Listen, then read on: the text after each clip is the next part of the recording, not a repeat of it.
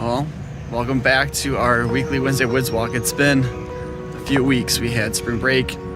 We had some really nasty storms come through on Wednesdays, which was kind of weird, but it's good to be back here.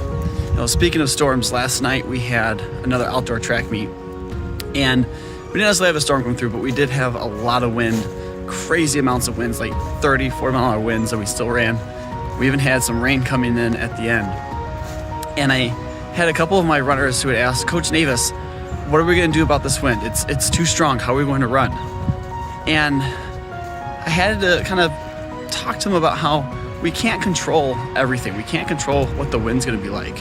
We can't control what the weather's going to be like. What we can control is how we choose to respond to things like that and come up with a plan and understand like where the wind's coming across the track and how it can adjust your pace and your effort on different parts of your race. And that got me thinking about, when we're teaching, there are things that are just out of our control that we can't fix, that we can't necessarily solve. Perhaps it's an administrator who doesn't understand the value of PE, or perhaps it's not having your gym space back yet because of all various things. Or maybe it's a variety of different factors that are just out of your control. But what you can choose to do is respond to it, or to have a plan of attack, so to speak, that allows you to possibly, hopefully, overcome the obstacle and continue your fantastic program that you have. One way to do that is to reach out to other PE teachers who are going through the same thing.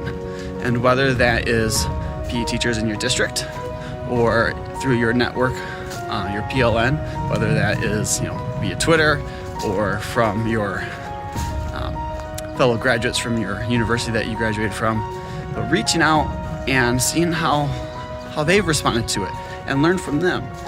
Well, just like I did with my runners, I've got a vast amount of race experience, and so to be able to teach them how to respond to racing in bad elements and bad weather. Similarly, you can reach out to other PE teachers who have gone through what you're going through and see how they've responded and see what they've been able to do to overcome the things that they can't control. Well, as I finish up my walk here, it's good to be back. I hope you enjoyed this walk. We have a few more left before the end of the year. And as I finish, how are you going to be the champion?